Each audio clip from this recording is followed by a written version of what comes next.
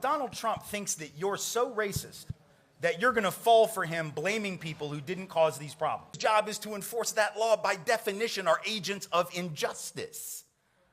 That's not about hating police. That's just obvious, right?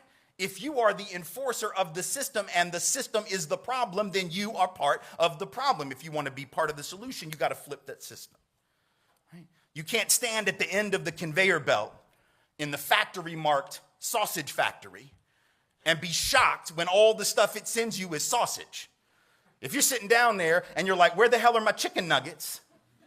You clearly did not read the sign, yo. It said it was about sausage. So you probably ought to understand the system is contributing and producing exactly what it was intended to produce, right? And if you understand the history, that doesn't sound radical. It just sounds obvious, right? But if you don't know that history, it seems absurd. So you got to understand the past to understand the present. That's the point.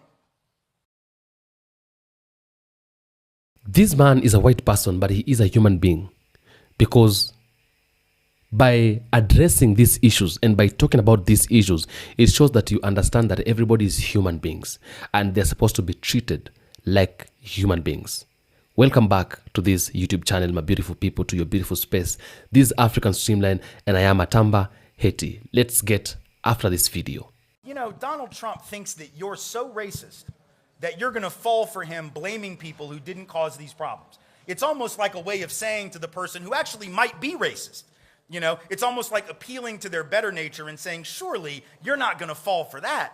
He's trying to manipulate you. He's trying to get you to think that the reason you don't have a job is because of Mexicans. But that's not true, and you know better than that, because there's actually some research which says that when people who actually do have bias, and we all have some, we've all been programmed to have it in this culture, one of the best ways to get people not to act on bias is to challenge them to rise to the better angels of their nature and treat them like people who are capable of doing right even when their inclination might be to do wrong. There's this particular moment, this particular man, this particular administration any more credit for creating this problem than he deserves, because this thing has been around since long before Donald Trump.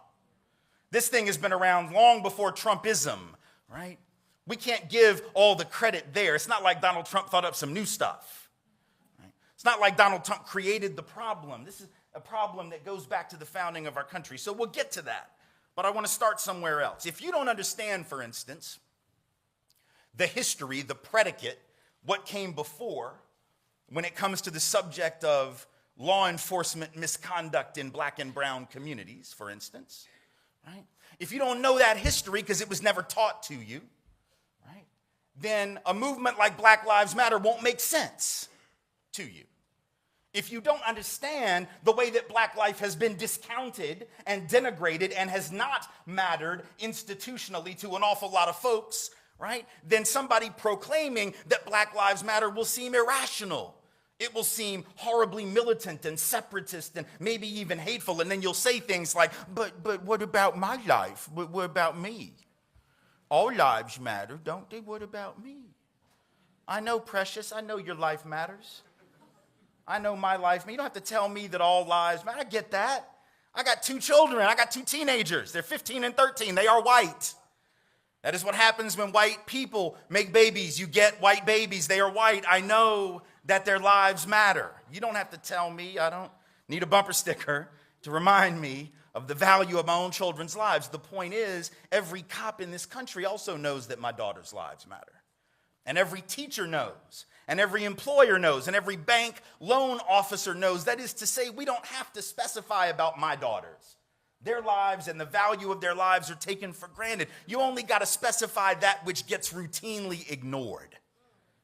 You only have to specify that which we tend to forget, because remember, white folks have a long history of saying all and not meaning it. We do. Thomas Jefferson, now, he's not representative of all white people, but I gather he's one of white people's favorite white people. Thomas Jefferson said, did he not, that all men are created equal, endowed by their creator with certain inalienable rights, among these life, liberty, and the pursuit of happiness. There's that word all, as in all lives matter, all men are created equal. But when Thomas Jefferson wrote those words, he owned over 250 other human beings, so I'm guessing he didn't really mean it. But he said it, right? And when the Pledge of Allegiance was written, first iteration in the 1880s, there were several afterward through the 1920s, last iteration, last version, 1954. But in every iteration of the pledge, what's that last line? That never changed. With liberty and justice for whom? All. There's that word again, written by white folks who I dare say in 1888 or whatever it was, did not mean it. Nor did they mean it in the 20s, nor did they mean it in the 50s. So what black folks are trying to tell us with BLM, whether we're prepared to hear it or not, is that when y'all have been forgetting that we're part of the all, we're going to have to remind you. And Black Lives Matter becomes that asterisk at the end of white folks all. As in, yeah, y'all need to be reminded from time to time that you've been forgetting some folks. Now, we can certainly make the argument that we got to be clear that indigenous lives matter and Latinx lives matter and Asian Pacific Islander lives matter, because those are too often discounted as well. But trust me when I tell you that in this country, when black lives finally do matter, at the institutional and systemic level, all of our lives will, and not one moment before that, see? But if you don't know the history of misconduct, nothing I said will make sense to you. Because for a lot of white folks, we have grown up in a society where the police really were the protectors. We just had a different relationship to law enforcement than a lot of people of color have. This isn't about bad cops, good cops, by the way. It's not about, oh, all police are terrible, all police are racist, all police are brutal. It's not about people, it's about systems, right? And law enforcement as a culture has a history of abuse, and every Angelino who is black and brown knows that. Everyone in this greater area who is black and brown knows that. Everybody's been in Pasadena long enough knows that, right? Black folks, for instance, know that modern policing traces directly to slave patrols. That's the first iteration of policing in this country, right? And there's a bright line relationship between that and what came next. Cops were the ones who enforced the slave laws. Cops were the ones who enforced segregation. Cops were the ones who collaborated with riots in black neighborhoods, burning them to the ground in the 20s and 30s. Cops were the ones who collaborated with military uniformed officers in Los Angeles in 43 during the Zoot Suit riots when they rampaged in Chicano neighborhoods. And Chicano folks in this area know that history. A lot of white folks weren't taught it. And you can't know what you weren't taught, and you can't teach what you don't know. So I'm not saying you ought to feel bad for not knowing it. I'm just saying when you don't know some stuff, you miss some stuff. When you have the luxury of being oblivious to that history, you miss some stuff. People of color don't have the same luxury. They know that it was cops that pulled protesters off of the stools during the sit-ins in the South where I'm from. That wasn't done by random folk off the street. That was cops with guns and badges and the power of the state. See, here's the problem. Whether you're a good person or a bad person and you become a police officer, I think most people who become cops, most people who become teachers, most people who become whatever they become are good people. I think most people are good folks, just in general. I think most people don't wake up wanting to hurt other people, but here's the problem. If you have a job that involves enforcing the law in a society where the law is the problem, right? Let me repeat. If you have a job to enforce the law in a society where the law itself is the problem, that is to say segregation as a law, enslavement as a law, indigenous removal as a law, right? The dislocation and dispossession of Latinx peoples from their land, where that's a law, where Japanese internment is a law, right? Then the people whose job is to enforce that law by definition are agents of injustice. That's not about hating police. That's just obvious, right? If you are the enforcer of the system and the system is the problem, then you are part of the problem. If you want to be part of the solution, you got to flip that system, right? You can't stand at the end of the conveyor belt in the factory marked sausage factory and be shocked when all the stuff it sends you is sausage. If you're sitting down there and you're like, where the hell are my chicken nuggets? You clearly did not read the sign, yo. It said it was about sausage. So you probably ought to understand the system is contributing and producing exactly what it was intended to produce, right? And if you understand the history, that doesn't sound radical. It just sounds obvious, right? But if you don't know that history, it seems absurd. So you got to understand the past to understand the present. That's the point. But it's not just with regard to policing, right? It's with regard to just any inequities that you see. And I think about this not as an educator, not as a writer, not as a scholar, activist, or anything. I think about this as a dad, right? Because like I said, I got these two girls, they're 15 and 13. And, you know, when you're a parent, you always sort of pay real close attention to how your kids learn stuff, right? And you can see like when the light bulb goes on over their head, and it's sort of a really amazing moment because you're like, oh my God, they just figured out something, and sort of cool, and you try to commit that to memory. All right, so a couple years ago, I'm driving with my girls to their dance studio. They're dancers, and we were leaving their school to drive to the studio, about 8 minutes on surface streets in Nashville, Tennessee, from their school to the downtown studio, where they were both in the company.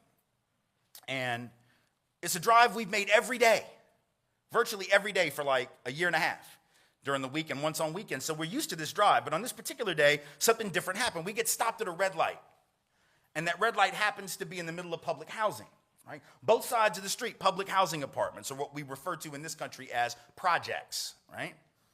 And the 10-year-old daughter, whose name is Rachel, sitting in the back seat, looks around, and I'm sure she had recognized the racial demographic of that neighborhood before because we've been making the drive every day, right? But that day she says, Daddy, why is this neighborhood pretty much all black?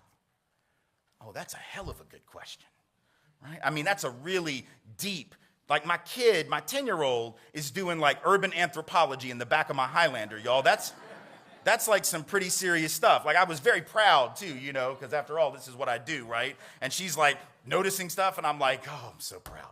And I'm real happy because it's like the one question she could have asked me that I actually know the answer to, right? Because when you're a parent, your kids will ask you all kinds of crazy shit that you have no idea how to answer. Like if my daughter had said, Daddy, where does electricity come from? I'd have been like, psh, Google it. I have no idea. I didn't pay attention in that class. But the one about how this neighborhood got black, I know that. That's the one. And so I'm all excited. I got the answer ready. I can't give her the PhD level answer because we only got 4 minutes left before we're at the studio. Right? So I know I got to cut it down. I got to make it sort of easy. I got to make it digestible, right? So I've got the thumbnail version, though. It's right here in my throat. It's about to come out, and then something happened that I didn't know was going to happen because I'm an only child, right? I didn't know this was a thing, but those of you who are not only children will instantly recognize what I mean. Apparently, when you have an older sibling, and you are in the presence of that older sibling, and you ask a question of your parent, right? And the older sibling hears the question, they will inevitably and without very much hesitation offer up their own damn answer, right?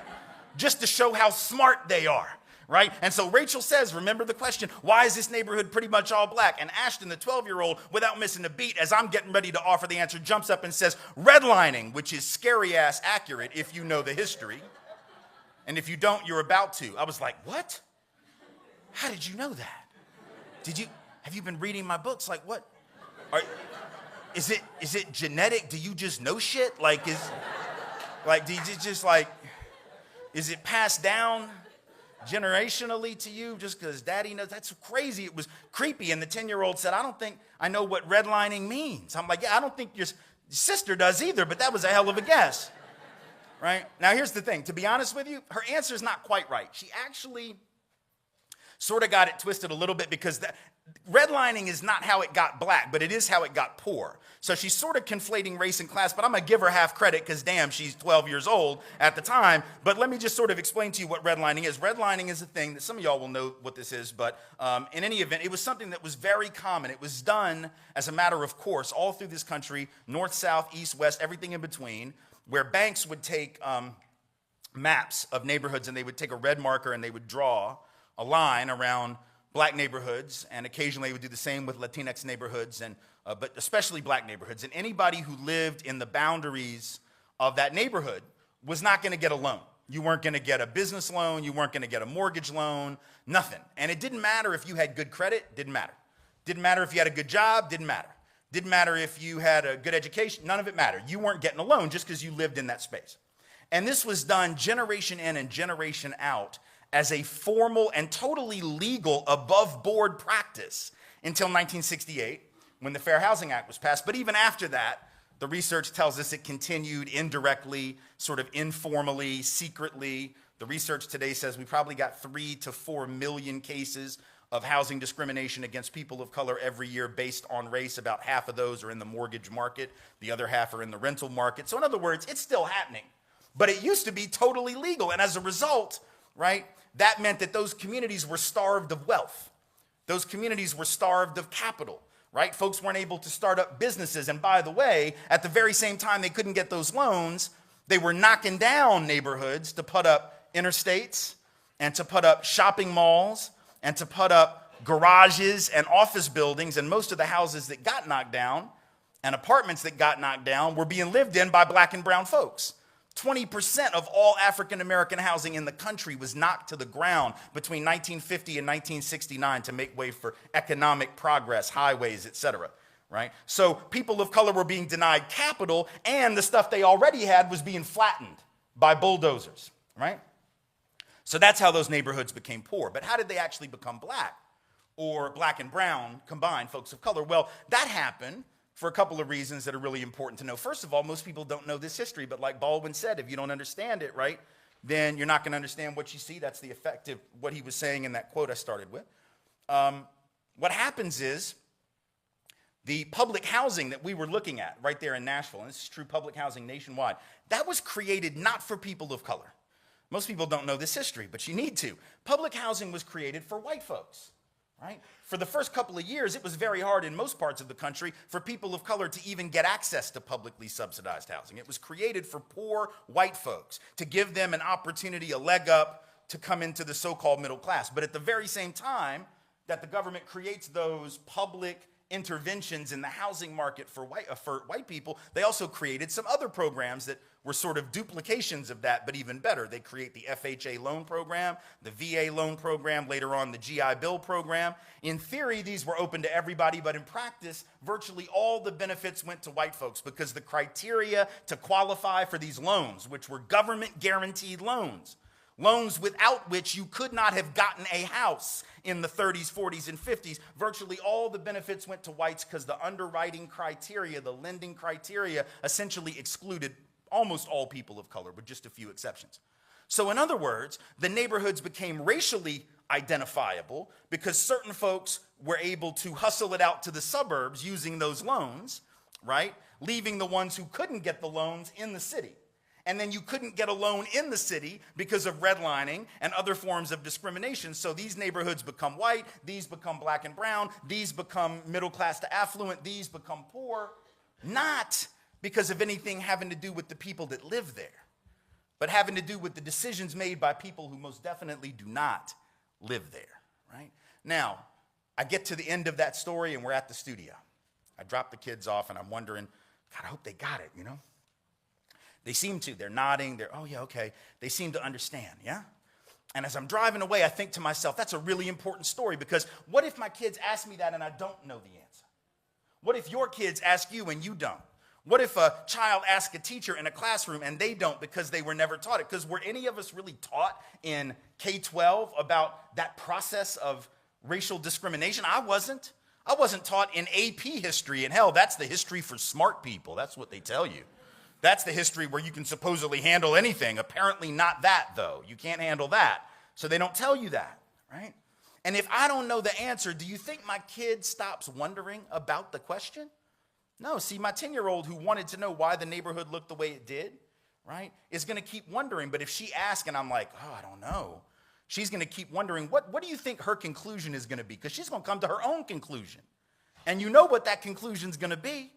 The only one it can be in this culture. It's the conclusion that this society has already handed her on a silver platter. What is it? You know, because it's the conclusion that comes from the fundamental guiding ideology of our country, the thing that we've all been taught, the thing that we've all been exposed to, the secular gospel of America, the creation myth of America, Genesis 1:1 of America. And you know what it is. The Genesis 1:1 of this country is what? Wherever you end up is all about you. Right? Because if you just worked hard, you'd have made it. If you didn't make it, there's something wrong with you. You should have worked harder. The notion of rugged individualism, right? That's the fundamental building block of our country. But if you're taught that, and then you look around and you see this level of inequality, and you don't know the backstory of how we got that inequality, then you end up defaulting to the idea that these people are down here living like this because there's something wrong with them. And these people over here are up here living like this because they're superior. In other words, racism becomes almost rational unless you question that ideology.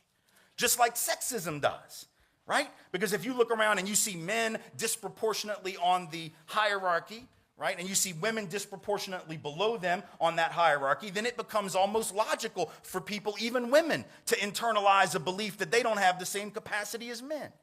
Classism becomes rational where you look down even on poor white folks. You look down on poor white folks in coal country and Appalachia, and you go, well, if they would just work harder, everything would be fine. We don't have to do anything to the job market or the larger economy because they're to blame. In other words, if we don't understand how we got from point A to point B to point whatever we're at now, we end up making conclusions that are fundamentally going to reinforce racism, sexism, and classism. And here's the thing. Every one of us knows that that myth is a myth. We know it's not about simple, rugged individualism. We all know people, do we not, who have worked hard their whole lives, got nothing to show for it.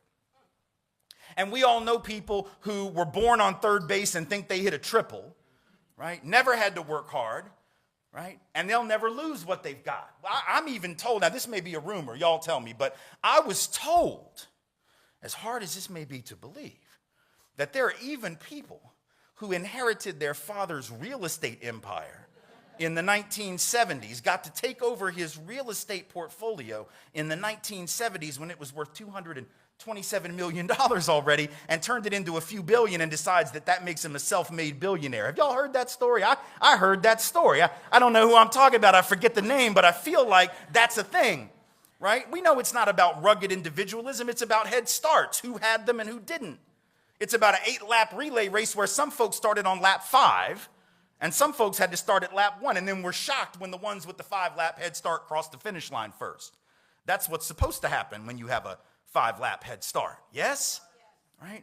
And so ultimately and look, the rugged, first of all, like even if you don't like my politics, can we just agree that there's no such thing as a rugged individual? That's like some crazy shit. Like really, truly crazy. Because what would that even entail? First of all, there's no such thing as an individual human being, right? Because humans have always lived in collectives. We are a social being. We're a social species. None of us were raised by ourselves on an island by a porpoise, right? We've had families, we've had tribes, we've had cultures, we've had nations, right? We've all been raised in a social context. None of us were raised by a porpoise on an island. If you ever actually meet someone who qualifies as a true rugged individual, for the love of God, you need to get the hell away from that thing, because it's going to be dangerous as hell. It's going to be like a feral animal. It's not going to have language, right? It's not going to know that it's not supposed to eat you because nobody ever told it that, right? Because it was a rugged individual being raised by the porpoise on the island. They see you, they're like, I'm just going to eat you. They don't know. Rugged individuals will be dangerous. You don't want them running your country. You don't want them running your business. You don't want them as neighbors, right? The good news is there aren't any such people. We've all had help. We've all been raised in a social context. We have to understand that context in order to understand how we arrived at our current position and at our current place, right? And it's very dangerous for us not to do that, right? It's dangerous when we think about the policing thing again. I can tell you right now, the only reason I'm standing here. See, if I'm going to ask you to think about that, how you ended up from point A to point B, I got to do the same. So I'll model the behavior I'm asking about. Because once again, this is where privilege comes in. This is where we have to understand the context of our own lives. I'm only standing here because the war on drugs is not about drugs, right? Going back to that issue of policing. I'm only here because the war on drugs isn't really about the thing it pretends to be about. What do I mean by that? I think you know what I mean by that. And I can tell you what I'm about to tell you because the statute of limitations has expired on this shit and they can't touch me now. I'm being quite serious. Keep in mind now, the reason I know the war on drugs isn't about drugs, two things. One is all the data tells me. Centers for Disease Control, National Institutes on Drug Abuse, every study you choose to consult says what? White folks are just as likely, if not more likely, to use drugs, just as likely, if not more likely, to possess drugs, just as likely, if not more likely, to sell drugs, just as likely, if not more likely, than people of color to become addicted to them, right? So the rates of usage, possession, dealing, and addiction equal or greater, depending on the age group, for whites relative to people of color. That's one way that I know. The other way is the fact that I'm here. Because in April of 1988, I was headed back from a college debate tournament. I was at Tulane University in New Orleans. We went to a debate tournament in San Antonio, driving a rental car back, right? And I get stopped in Gonzales, Texas. I do not recommend this, by the way. I get stopped in Gonzales, going about 13 miles an hour over the limit. So I pull over. It's just me, my debate partner, another 2-person team, and the coach. And I'm nervous, right?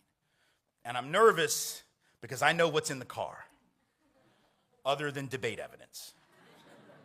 I know that at that moment in the briefcase of my coach is the following: an ounce and a half of weed, an 8-ball of Coke,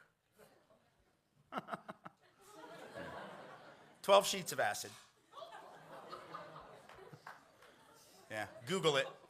And 14 hits of X. Now, not bragging, by the way, and I'm not encouraging this behavior. Yeah, I'm not. I'm just asking you a fundamental question. You know what the question's going to be, but I got to keep setting this thing up.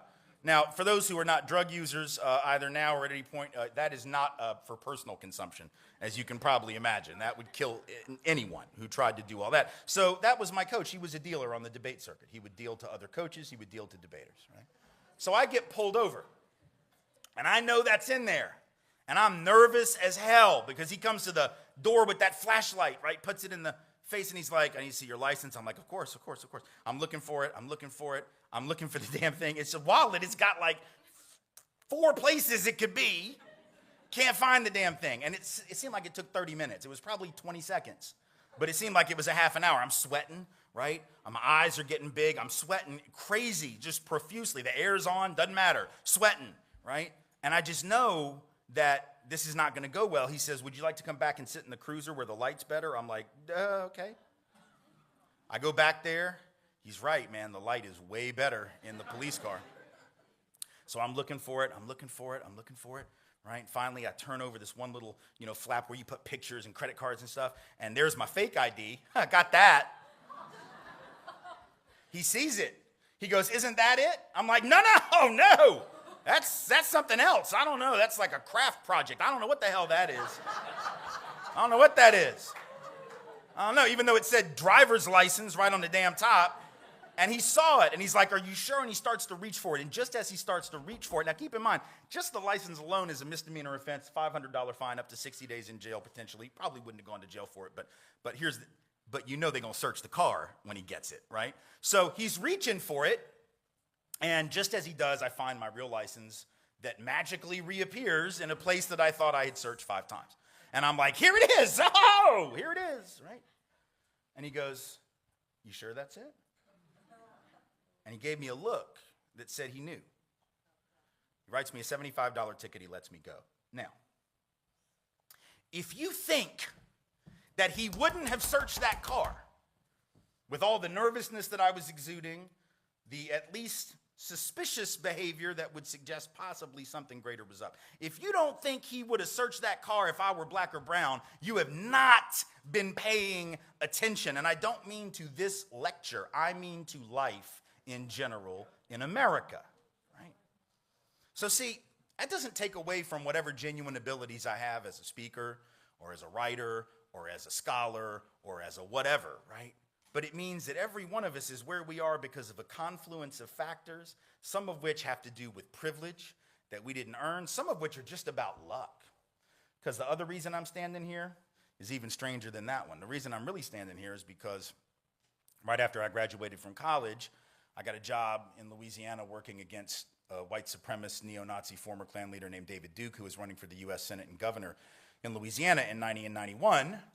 All right, I was involved in the campaigns against him. It was sort of a high-profile thing, so those of us who worked in that effort got a lot of attention, probably more than the person who's 23 years old typically would have doing this work. But the only reason I got to do that job was because I'd gone to Tulane and I met the 2 men who started that organization. If I go to any other college, I don't meet them, right? And the only reason I went to Tulane is because when I came out of high school, I was chasing a girl that went to Louisiana State. Right? That's the truth, right? I'd never even thought of Tulane, but I meet this girl at a summer debate camp. I realize I'm totally like geeking out on debate right now, but you just got to understand these are important stories, central to my life. I was at a debate camp at American University in D.C. summer between junior and senior year. I meet this girl, and in the manner of a 16-year-old, I fall in love, right?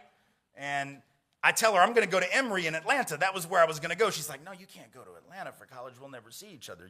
You have to go to Tulane because then you'll only be an hour away, hour and 15. And then I'm like, oh, of course, I will completely change my entire life. Of course, that's what I'm going to do. Naturally, that's what I'm going to do. Screw my entire life plan. I'm following you because those relationships always work out. And I'm not bitter, by the way. It worked out really well for me and for her separately, but, But if I don't meet her and she doesn't convince me to go to Tulane, I don't meet those men. And if I don't meet those men who start that organization, I don't get that job. And if I don't get that job fighting David Duke, my whole life goes in a fundamentally different direction. But here's the thing. The only reason I met her was because I was a debater. If I hadn't been a debater, I wouldn't have done that. The only reason I was a debater was because, and that hadn't been my plan either. That hadn't been my path. At least I didn't think. When I was a kid, I thought my path was baseball. I was a really good baseball player. Not as good as Donald Trump now, because you've heard Donald Trump wants you to know he was the best baseball player in New York City in 1962. That happens to be a year that the Yankees won the World Series, but he was better than all of the players on the Yankees. He literally said this. So I wasn't Donald Trump good, but I was good. And I had college scouts come into my games when I was like 11 or 12, and so I thought, man, that's going to be my path. But then tried out for the high school team, had the most inexplicably horrible tryout in the history of tryouts. It's like I couldn't catch anymore. I couldn't throw. I forgot all the rules of the game. I get cut and had to find a different activity, which became debate. If I make that team, I'm not going to be debating. I'm going to be playing ball. If I'm not debating, I don't meet Monica at American University. I don't end up at Tulane. You know the rest of the story. What I'm really trying to tell you is I owe everything to that asshole that cut me from the baseball team. And to Coach Cantrell, I say thank you. Well played, because that ultimately made the difference. The point I'm trying to make is we got to challenge this notion of meritocracy. This idea that we end up where we are just because of our own hard work and our own effort, right? That's not true for me, as I've just proven. It's not true for any of us. Anywhere we get in life, we've had help. Some of it's been about race, some of it's been about gender, some of it's been about class, and some of it, like the baseball story, is just about luck, right? And if we'd be willing to own that, we'd be quite a ways further towards challenging racism, sexism, classism, and all these forms of inequality, because we wouldn't be looking down on folks who hadn't made it yet. Right? Because we could see ourselves in them and we could see them in us. It's only when we separate ourselves. Same thing is true with the immigration debate, right? Think about this. Our inability to understand the history of our own as white people, immigration is what gets us all twisted about brown folk coming, right? Because when Donald Trump gets up and says, well, Mexico, they're not sending their best. The hell, you think England sent their best? Y'all do know the best don't leave, right? The best sort of stay where they're at because they're winning. That's sort of the whole point. Like if you're the best, you ain't getting on the boat, right?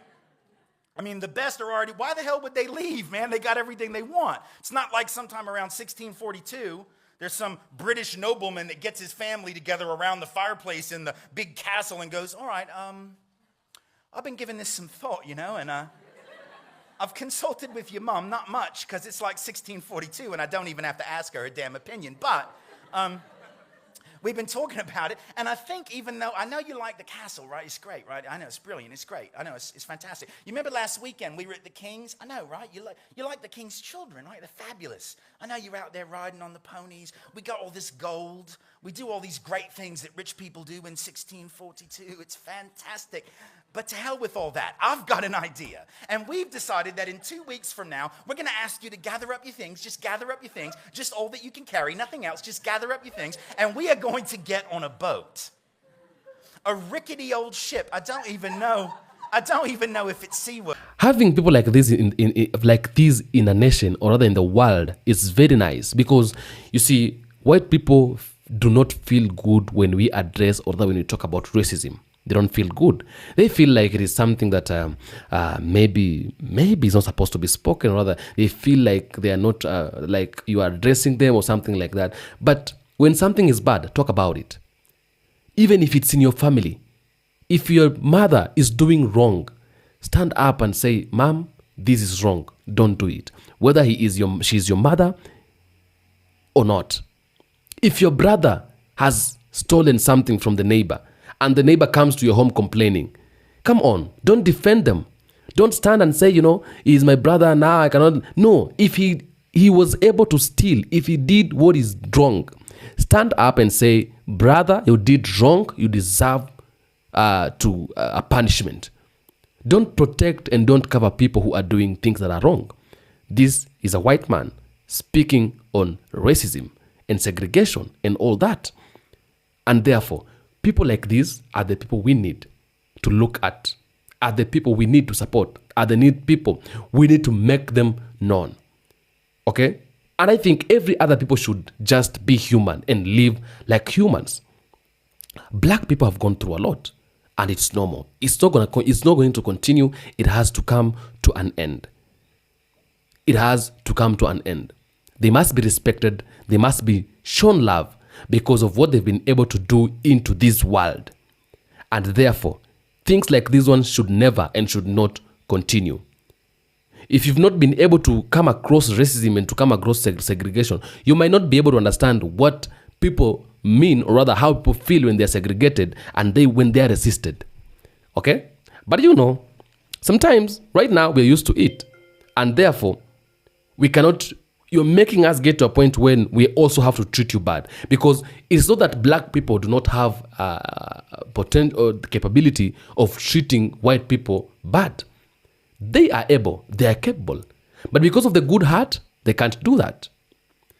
So the fact that they cannot do it, some people would think maybe the black people are weak. Black people are not weak. In fact, the strongest people are black people, for your information, if you don't know. Therefore, things like these ones must be addressed and they must be spoken out. Call a spade, not a big spoon.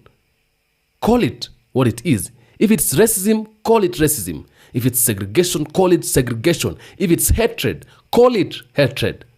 The way it is, it should be addressed in that way. Thank you so much for that lawyer who was speaking that way. This is African Streamline, and I am Atamba Heti. Thank you so much for tuning in. Thank you so much for always being here and giving me support. I love you so much from wherever you are, from wherever you're watching. You are such a great people and nice people. If it's your first time to be here, that subscription button, press it. Notification bell, press it. Be the first person to get everything and every news as it actually comes in. My black brothers and sisters from Caribbean, from diaspora, and from Africa, I salute you guys so much. You are such a nice and great people. Adios, muchachos. Peace.